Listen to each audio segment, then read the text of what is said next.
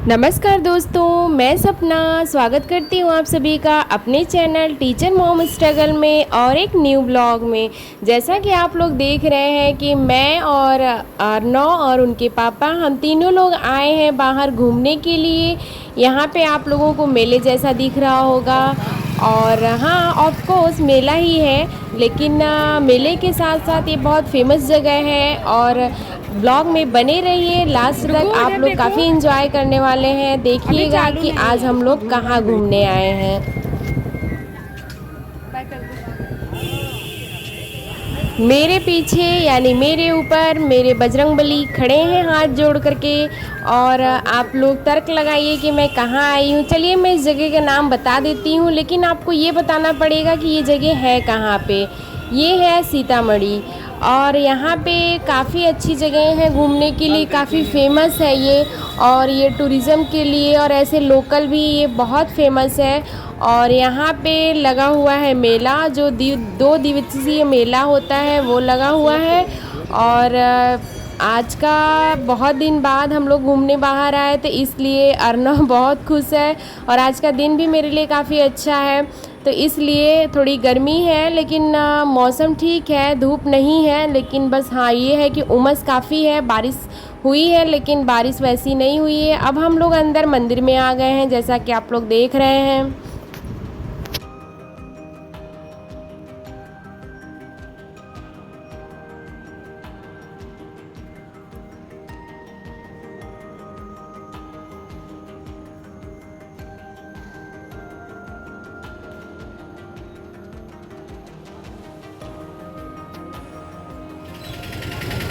यहाँ पे बहुत बड़ा मेला लगता है और देख रहे हैं आप लोग दुकानें पूरी सजी हुई हैं। और 2 दिवसीय मेला है। मेन मेला जो है वो कल है, तो हम लोग आज ही आ गए थे क्योंकि कल बिल्कुल पैर रखने का जगह नहीं रहता और अर्नव को लेके पॉसिबल ही नहीं था कि इतने भीड़ भाड़ वाले मेले में हम आते।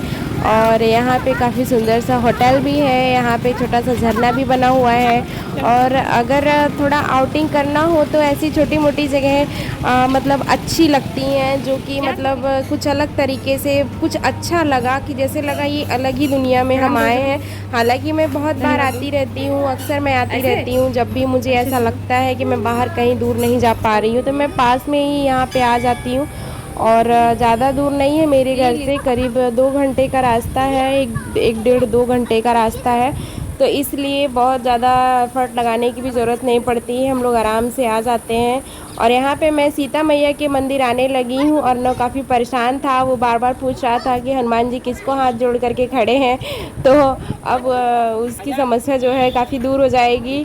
और सीता मैया के मंदिर में आकर के मैंने उसको बताया है कि माता जी को प्रणाम करते हुए हनुमान जी हाथ जोड़ करके खड़े हैं, तो वो काफ़ी खुश हो रहा था। और बस यहाँ पे इतना सुंदर मंदिर है कि यहाँ से जाने का मेरा मन ही नहीं कर रहा था कि मैं जाऊँ। यहाँ पे मैं बनाने लगी थी वीडियो वगैरह, काफ़ी अच्छा मतलब मौसम हो गया था, काफ़ी अच्छी अच्छी हवा अब यहाँ पे चलने लगी थी, तो बहुत सुकून मिल रहा था, बहुत अच्छा फील हुआ मुझे। फ्रेंड्स, सारी भाग दौड़ वाली ज़िंदगी में जॉब बाकी सारी चीज़ें करते करते हम लोग अपनी ज़िंदगी जीना तो भूल ही जाते हैं।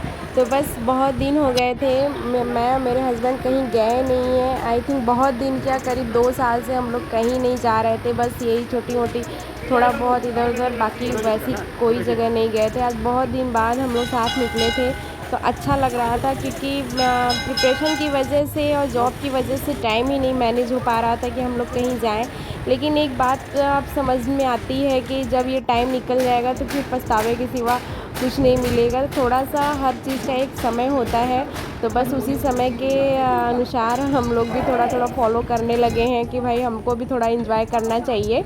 और ज़िंदगी है, एक बार मिली है, थोड़ा सा नहीं पूरी तरह तो कम से कम 10% ही हम अपने अनुसार जी सके तो बहुत अच्छा रहता है। यहाँ पे ये नाव है, ये नदी काफ़ी अब गंदी हो गई है, लेकिन बहुत पहले बचपन में जब आते थे तो ये काफ़ी साफ़ सुथरी नदी रहती थी, इसमें नाव वगैरह भी चलता है और हम लोग बहुत बार बैठते भी थे। हालांकि मेरी मम्मी डरती रहती थी कि हम लोग गिर जाएंगे। यहाँ पे सीता मैया का काफ़ी खूबसूरत सा मंदिर था और सीता मैया की मूर्ति आप लोगों ने देखी, काफ़ी मनमोहक मूर्ति थी। यहाँ पे ये छोटा सा बनाया हुआ है, ऐसे ही पार्क टाइप का है बैठने के लिए। यहाँ पे मैं और मेरे हस्बैंड हम लोग बैठ गए थे और यहाँ पे काफ़ी साफ़ सफाई थी, काफ़ी अच्छा फील हो रहा था। एकदम नेचर के पास हम लोग लग रहे थे कि अब हम आ गए हैं, एक अलग ही दुनिया में हम लोग आ गए हैं। यहाँ पे मैं थोड़ा बहुत शूट करने लगी थी। मेरे हस्बैंड हैं जो कैमरा लेके खड़े हैं, वो शूट कर रहे हैं और हम और अर्नव पोज देने में बिजी हैं। और यहाँ पे आप लोग देख सकते हैं काफ़ी खूबसूरत लग रहा है। आप लोग भी आ सकते हो, अगर यूपी में हो तो आप लोग यहाँ सीतामढ़ी घूमने आराम से आ सकते हो।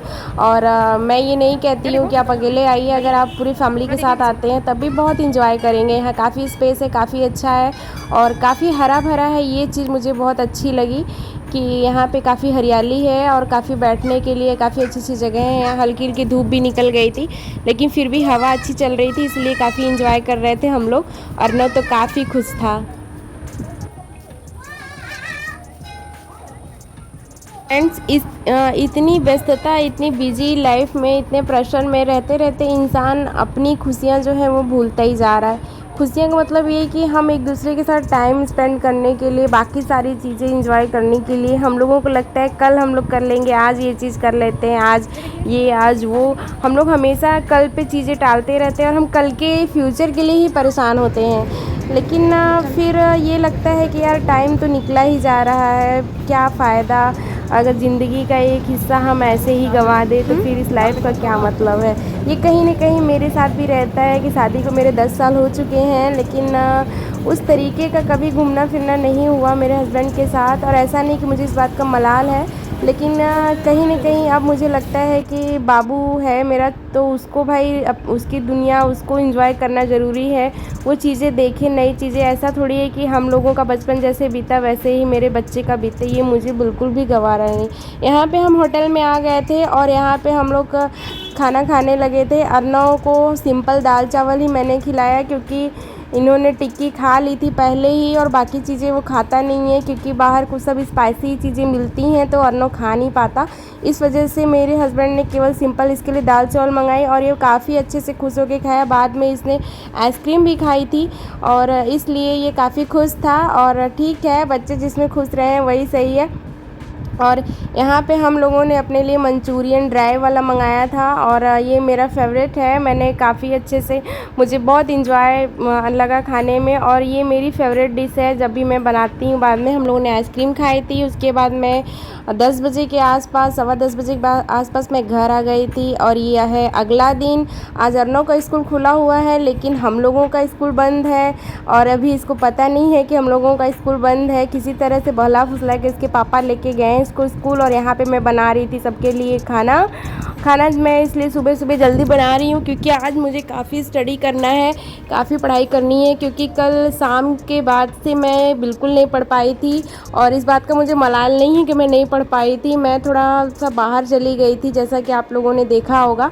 और ठीक है यार, कभी कभी जब ज़्यादा स्ट्रेस बढ़े ना तो थोड़ा सब चीज़ें छोड़ करके निकल जानी चाहिए बाहर। इससे थोड़ा सा माइंड जो है वो रिफ़्रेश हो जाता है और हम डबल एनर्जी के साथ जो कर रहे होते हैं ना तो उसमें लगते हैं। तो बस इसीलिए मैं कल गई थी और अभी हम लोग प्लान कर रहे हैं कहीं दूर जाने का कि कुछ दिन के लिए हम लोग चला जाए क्योंकि इस बिजी शेड्यूल से हम लोग भी एकदम तंग आ गए हैं। एक तरीके से सोचिए तो तंग क्या, मतलब एकदम बहुत व्यस्तता हो जाती है तो फिर थोड़ा सा एंजॉय एकदम ख़त्म हो गया है। तो बस हम लोग कहीं जाने का प्लान कर रहे हैं, ये सरप्राइज़ रहेगा, आप लोगों को मैं बाद में बताऊँगी। और यहाँ पे मैं बना रही थी अमरूद की चटनी और पुदीने के साथ, ये काफ़ी टेस्टी लगती है, काफ़ी अच्छी लगती है। यहाँ पे मैंने माठा वगैरह भी बना दिया था। हमारे घर में छाछ माठा बहुत पसंद है लोगों को, तो ये हर रोज़ मेरे यहाँ बनता है। और यहाँ पे मैंने बना, ये रही मेरी सिंपल सी थाली और ये रहा मेरा छाछ। बस अब इसको मैं इंजॉय करूँगी और आप लोग कमेंट में ज़रूर बताइएगा कि आपको ये मेरा ब्लॉग कैसा लगा। फ्रेंड्स, एक बात मैं कहना चाहती हूँ कि देखिए यार, निगेटिव चीज़ें करने से कोई मतलब नहीं निकलेगा। आपका भी वो चीज़ हो रहा है, आप भी एग्जॉस्ट हो रहे हो और हम भी हो रहे हैं, तो क्या फ़र्क पड़ता है कि आप मेरी चीज़ों से खुश ना हो और हम आपकी चीज़ों से खुश ना हो। एक लोग हैं जिनको बहुत समस्या है टीचर्स से। मैं थोड़ा सा इस बात पे डिसअपॉइंट हूँ कि किसी एक टीचर की वजह से वो आप सारे टीचर्स को गलत समझ रहे हो। ये तो गलत है ना, ये तो गलत है। 100 में कोई एक टीचर होगा जो पढ़ाता नहीं होगा। हमें मान रहे हैं कि एक मछली जो है पूरे तालाब को गंदा करती है, लेकिन इसका मतलब ये नहीं है कि आप सारे टीचर्स को इसके लिए ज़िम्मेदार मानोगे। ऐसा बिल्कुल नहीं है। आपको ये बात समझने की बहुत ज़रूरत है कि एक अच्छे टीचर की वजह से ही हमारे देश से एपीजे अब्दुल कलाम निकले हैं, एक अच्छे टीचर की वजह से ही नेहरू निकले, एक अच्छे टीचर की वजह से ही समझ लीजिए कि इतने पढ़े लिखे हम लोग प्रधानमंत्री अपने डॉक्टर मनमोहन सिंह और बाकी लोगों को भी हम लोगों ने देखा। हमारी जो इस समय देश की राष्ट्रपति हैं श्रीमती द्रौपदी मुर्मू, वो उनका एजुकेशनल बैकग्राउंड आप चेक करिए जा करके, वो कितनी एजुकेटेड है, कितनी टैलेंटेड है। तो वो एक अच्छे टीचर की कहीं न कहीं वो देन है। आप ये क्यों समझते हैं कि सारे टीचर कामचोर होते हैं, हरामखोर होते हैं, वो केवल हराम की कमाई खाते हैं? ये बात आप क्यों बार बार बोल रहे हो? अगर किसी एक टीचर को आपने ऐसे देख लिया, मैं किसी का नाम नहीं लूँगी, हो सकता है आपके फैमिली में कोई ऐसा हो जो न पढ़ाता हो, या तो आपने जिससे पढ़ाई की हो वो लोग ना पढ़ाते हो, लेकिन मेरी खुद की जो शिक्षा हुई है वो सरकारी स्कूल से हुई है। मैं 1 से 8 तक मैं सरकारी स्कूल में पढ़ी हूँ, अपने गांव के स्कूल में पढ़ी लिखी हूँ। मैंने अपने अगले ब्लॉग में, बहुत पिछले ब्लॉग में मैंने आप लोग को ये बातें बताई हुई हैं। अगर आप मेरा डेली ब्लॉग देखते हो, अगर नहीं देखे हो तो जाके चेक करो आप। प्लीज़ अब शिक्षा व्यवस्था पे उंगली उठाना बंद करिए, आप खुद की सोच में सुधार लाइए। बस इसी मोटिवेशन के साथ मैं अपने ब्लॉग को यहीं पे ख़त्म करती हूँ और आशा करती हूँ कि आप लोग मेरे ब्लॉग को एंजॉय किए होंगे। लगे रहिए, डटे रहिए, जब तक एग्ज़ाम को फोड़ ना डालिए, जब तक अपने गोल को अचीव ना कर लीजिए। और फ्रेंड्स, कमेंट में ज़रूर बताइएगा कि आपको ये मेरा ब्लॉग कैसा लगा। Okay, take care, love you all of you, bye bye.